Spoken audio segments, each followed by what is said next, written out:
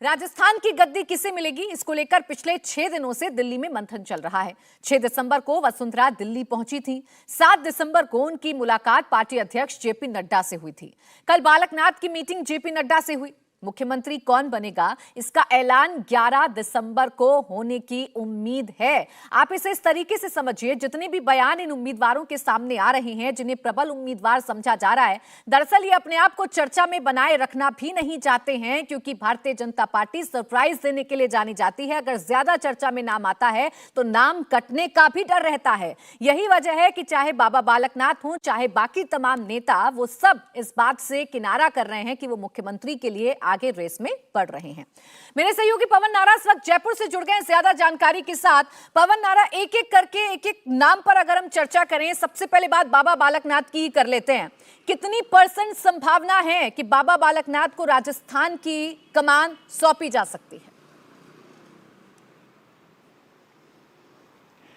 देखिए प्राची, यहां पर सूत्र नहीं कयास लगाए जा रहे हैं, क्योंकि नाम बहुत ज्यादा तैर रहे हैं। वसुंधरा राजे 2 दिन से दिल्ली में मौजूद हैं। उससे पहले यहां पर उन्होंने विधायकों के साथ बैठक की थी। बाड़े बंदे की खबरें भी आई थी।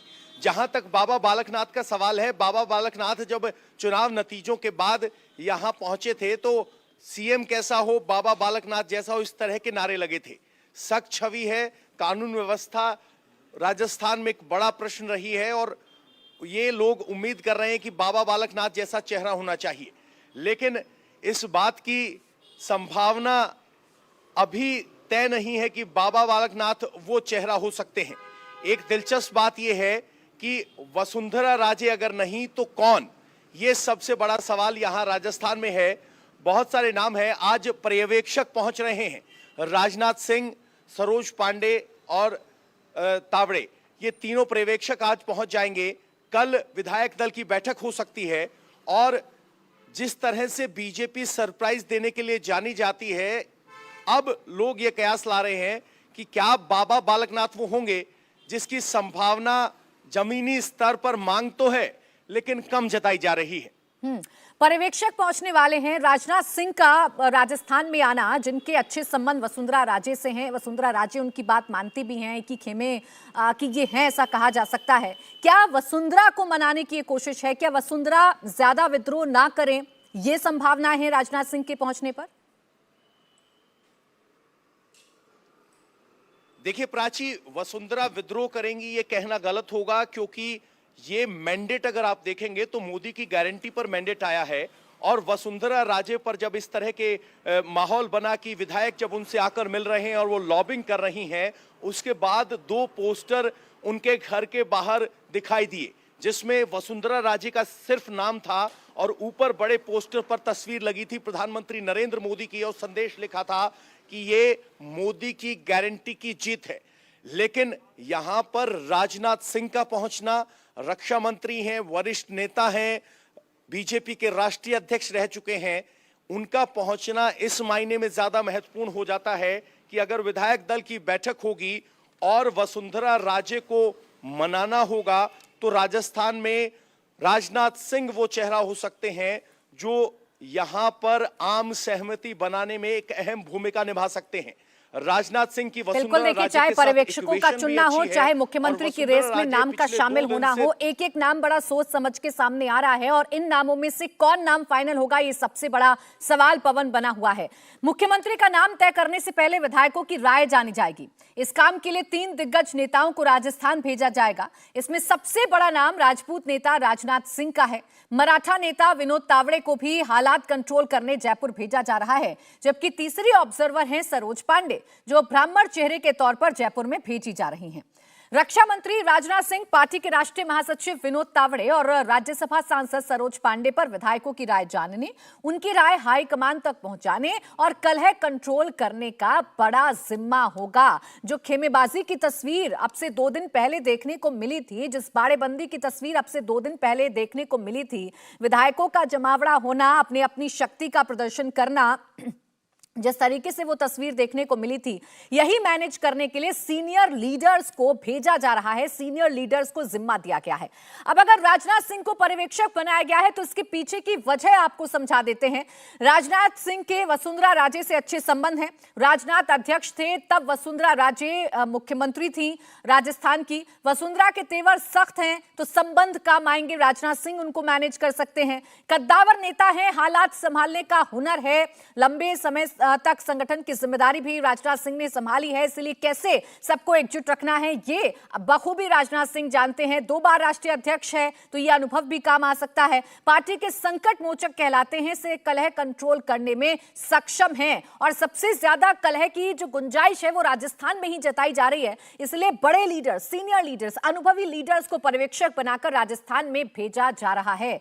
अगला जो नाम है वो है विनोद तावड़े का। वो भी आपको बता देते हैं कि क्यों महत्वपूर्ण है। संगठन, सरकार दोनों में बड़े पदों पर रहे हैं। राजनीति में 2 दशक का लंबा अनुभव है विनोद तावड़े को। पहले भी ऐसी जिम्मेदारी निभा चुके हैं। बिहार प्रभारी के तौर पर इन्होंने अच्छा काम किया था और ये अमित शाह के बेहद भरोसेमंद हैं। इसीलिए विनोद तावड़े को राजस्थान की जिम्मेदारी सौंपी गई है। इसीलिए विनोद तावड़े राजस्थान आज पहुंचेंगे और ऐसा माना जा रहा है कि कल शायद विधायक दल की बैठक हो, जिसमें पर्यवेक्षक विधायकों की राय जानने के बाद उनकी जो राय है वो आला कमान तक पहुंचाए। हालांकि तमाम जो विधायक हैं वो ये कहते हुए नजर आ रहे हैं कि जो भी आला कमान तय करेगा वही फैसला सबको मान्य होगा, पार्टी लाइन से इतर कोई नहीं जाएगा। ये बयान खुद वसुंधरा राजे भी दे चुकी हैं। सरोज पांडे भी एक बड़ा नाम है जो फिलहाल राजस्थान में जा रही हैं, जो पर्यवेक्षक के तौर पर चुनी गई हैं। राजनीति का इन्हें लंबा अनुभव है, सांसद है, विधायक भी रह चुकी हैं, यूपी जैसे बड़े राज्यों की सह प्रभारी रह चुकी हैं, बीजेपी की मजबूत महिला चेहरा है, राष्ट्रीय उपाध्यक्ष हैं और संगठन पर इनकी मजबूत पकड़ है। इनका भी राजस्थान में भेजा जाना साफ तौर पर यह इशारा करता है कि अगर खेमेबंदी होती है, अगर किसी भी तरीके की कोई नाराजगी होती है नाम फाइनल होने के बाद, तो ये तीनों ही नेता इन विधायकों को एकजुट रख सकें, इन विधायकों की नाराजगी को कम कर सकें। इसीलिए इन तीनों ही नेताओं को भेजा गया है, क्योंकि लिस्ट लंबी है। 10 नाम अभी तक सामने आ चुके हैं मुख्यमंत्री रेस के में जो शामिल हैं। 10 नाम अभी तक सामने आ चुके हैं और इन 10 नामों में से कौन होगा राजस्थान का मुख्यमंत्री, ये अभी भी बड़ा सवाल बना हुआ है। पवन, मेरे सहयोगी लगातार हमारे साथ बने हुए हैं। पवन, इन तीनों सीनियर लीडर्स को तो जिम्मेदारी बड़ी सौंपी गई है, लेकिन जिन नामों की चर्चा हो रही है उसमें सरप्राइजिंग नाम अश्वनी वैष्णव का भी है। कितना चांस उनका है मुख्यमंत्री बनने का और कितनी प्रबल उनकी दावेदारी है? देखिए, अश्वनी वैष्णव की अगर आप देखेंगे, आईआईटी, आईआईएम ग्रेजुएट हैं, इंटरनेशनल कंपनीज में काम करने का अनुभव है। ना सिर्फ अनुभव है, जब उन्हें रेल मंत्रालय की जिम्मेदारी की दी गई तो उन्होंने उसको बखूबी निभाया है। बुलेट ट्रेन के प्रोजेक्ट को बहुत करीबी से संभाल रहे हैं। इसके अलावा वंदे भारत प्रोजेक्ट के अलावा जो रेलवे इंफ्रास्ट्रक्चर का मॉडर्नाइजेशन है उस पर उन्होंने लगातार काम किया है। अश्वनी वैष्णव ब्राह्मण हैं, लेकिन राजस्थान में ओबीसी समाज से आते हैं। यहां पर अगर राजपूत को बनाया जाता है तो जाट समाज नाराज हो सकता है, जाट को बनाया जाता है तो राजपूत नाराज हो सकते हैं। तो उस स्थिति में अश्वनी वैष्णव बैलेंस करते हुए नजर आ रहे हैं। कल एक जो बिटवीन द लाइंस संदेश ये था कि ज्योतिरादित्य सिंधिया ने दिल्ली में प्रेस कॉन्फ्रेंस की, वो रेलवे इंफ्रास्ट्रक्चर पर खूब बोले, किस तरीके से भारत आगे बढ़ रहा है, कितना रेलवे का बजट 2014 से 23 में बढ़ गया है। तो अब कयास ये लगाए जा रहे हैं कि ज्योतिरादित्य सिंधिया को रेल मंत्रालय मिल सकता है और अश्वनी वैष्णव को यहां मुख्यमंत्री बनाया जा सकता है। लेकिन ये रीडिंग बिटवीन द लाइंस है, क्योंकि कोई भी नेता, कोई भी सूत्र अभी कम से कम इस स्थिति में नहीं है कि जो दावा कर सके कि मुख्यमंत्री कौन होगा। लेकिन अश्वनी वैष्णव का जो नाम है वो इंटीग्रिटी है, वो सिंसियरिटी है, वो एक्सपीरियंस है, टेक्नोक्रेट है और उन्होंने बिल्कुल पवन, देखिए यही वर्किंग स्टाइल है भारतीय जनता पार्टी का कि जब तक नाम फाइनल नहीं हो जाएगा, जब तक नाम पब्लिक डोमेन में नहीं आ जाएगा, तब तक कोई खुलकर कुछ नहीं कहता। और जो प्रबल दावेदार हैं वो भी अपने दावेदारी प्रबलता से नहीं पेश करते हुए नजर आते हैं। एक और जो नाम है, जो सरप्राइजिंग नाम है पवन, वो सुनील बंसल का है। बीजेपी महासचिव, बड़ी बड़ी जिम्मेदारी वो निभा चुके हैं। राजस्थान में उनकी दावेदारी कितनी मजबूत मानी जा रही है मुख्यमंत्री चेहरे के तौर पर? देखिए, सुनील बंसल उत्तर प्रदेश के प्रभारी हैं। 2014, 17, 22 यूपी के चुनाव में उनकी बहुत महत्वपूर्ण भूमिका थी। बीजेपी के संगठन ने जिस तरीके से उत्तर प्रदेश में काम किया है, तो कयास ही लगाए जा रहे हैं कि वो बहुत महत्वपूर्ण नतीजे उत्तर प्रदेश में देते आए हैं और अगर राजस्थान के 25 के आंकड़े को छूना है तो उनको ये भूमिका दी जा सकती है। लेकिन हमें एक बात गौर करनी होगी, सुनील बंसल जितने कुशल संगठन के व्यक्ति हैं, यूपी के तौर पर यूपी में संगठन का लगातार काम कर रहे हैं और उन्होंने अपने आप को प्रूव भी किया है। देखना यह होगा क्या बीजेपी का केंद्रीय नेतृत्व उनको 2024 से पहले यूपी से हटाकर राजस्थान में मुख्यमंत्री बनाएगा या नहीं, ये सबसे बड़ा सवाल है। क्योंकि उनकी उत्तर प्रदेश की भूमिका बहुत महत्वपूर्ण है, चाहे वो 19 का चुनाव हो, चाहे 22 का चुनाव हो, चाहे 17 का विधानसभा चुनाव हो। उत्तर प्रदेश में उन्होंने संगठन मैनेज करने के तौर पर चमत्कारिक परिणाम दिए हैं। लेकिन उनके लिए सवाल यह है कि क्या 24 से पहले उत्तर प्रदेश से हटाकर उन्हें राजस्थान का मुख्यमंत्री बनाया जाएगा, ये सबसे बड़ा सवाल सुनील बंसल को लेकर है।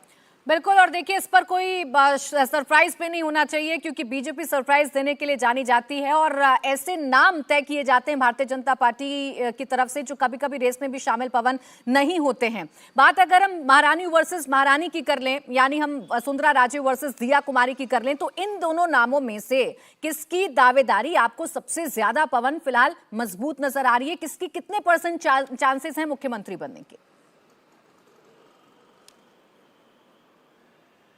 देखिए, वसुंधरा तेरी खैर नहीं, मोदी तुझसे बैर नहीं, ये पिछले चुनाव का नारा था। उसके बाद बीजेपी ने उस नारे से क्यों लेते हुए अब की बार कोई चेहरा डिक्लेयर नहीं किया। प्रधानमंत्री नरेंद्र मोदी ने अपनी गारंटी पर यह चुनाव लड़ा। इस बात में कोई दो राय नहीं कि सबसे पॉपुलर नेता अगर देखा जाए जो फ्रंट रनर हैं, 2 बार की सीएम रह चुकी हैं, उसमें वसुंधरा राजे हैं। लेकिन जिस तरीके के संकेत लगातार मिले हैं कि वसुंधरा राजे का रिप्लेसमेंट होना चाहिए, अगर वसुंधरा राजे होती तो अभी तक नाम तय करना बहुत आसान होता और हो गया होता। तो संकेत यह है कि वसुंधरा राजे नहीं होंगी। अगर वसुंधरा राजे नहीं होंगी तो दूसरी रानी को मुख्यमंत्री या उप मुख्यमंत्री बनाया जा सकता है, क्योंकि राजपूत समाज का प्रतिनिधित्व देने के लिए इन दोनों में से एक बहुत महत्वपूर्ण भूमिका में होगा। इस बात से राजस्थान के जानकार इनकार नहीं कर रहे हैं। दिया कुमारी की बात जहां तक की जाए, उनका नाम भी फ्रंट रनर्स में शामिल रहा है। वो बहुत बड़े मार्जिन, लगभग 70,000 के वोट के मार्जिन से जीती हैं। उनकी एक्सेप्टेंस भी काफी ज्यादा है।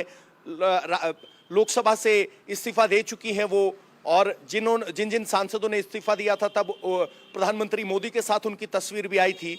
तो वो भी एक नाम है। लेकिन एक तय है, अगर वो मुख्यमंत्री नहीं तो उप मुख्यमंत्री जरूर बनेंगी। इस बात के कयास यहाँ जयपुर की जमीनी क्या कहते हैं राजनीतिक गलियारों में लगाए जा रहे हैं। दिया कुमारी के अलावा पवन, एक और नाम जो अचानक से इस लिस्ट में जुड़ा है वो ओम माथुर का नाम है, जिन्होंने राजस्थान में प्रदेश संगठन की कमान भी संभाली है। उनका नाम इसमें जुड़ना, उनकी दावेदारी को कितना मजबूत माना जा रहा है और क्या ऐसे फैक्टर्स हैं जो उनके फेवर में काम कर रहे हैं? देखिए, ओम माथुर अगर आप देखेंगे तो संगठन के आदमी हैं, पर्दे के पीछे रहकर उन्होंने काम किया है। लेकिन ओम माथुर को अगर आप एनालाइज करेंगे तो संगठन कुशल, संगठन संभालने का उनका अनुभव है, संगठन पर पकड़ है, चुनाव कैसे लड़ाया जाता है। छत्तीसगढ़ के प्रभारी भी थे, वहां उन्होंने नतीजे दिए हैं। लेकिन ओम माथुर अभी तक अगर आप देखेंगे तो संगठन के अलावा और ज्यादा बड़ी भूमिका में वो नजर नहीं है आए हैं। तो अचानक इतनी बड़ी भूमिका में वो आएंगे तो ये एक बड़ा सरप्राइज होगा। लेकिन उनका नाम, उनके कुशल संगठन भूमिका और चुनाव को मैनेज करना, बूथ बूथ पर बीजेपी के लिए वोट सुनिश्चित करना, वो उन्होंने अपनी क्वालिटी डिस्प्ले की है जी। उनका भी नाम है। लेकिन अभी तक उनकी भूमिकाओं को अगर आप देखेंगे तो वो पर्दे के पीछे संगठन में ज्यादा रहे हैं। उसको देखते हुए अगर उन्हें ये भूमिका दी जाती है तो ये बहुत बड़ा सरप्राइज होगा।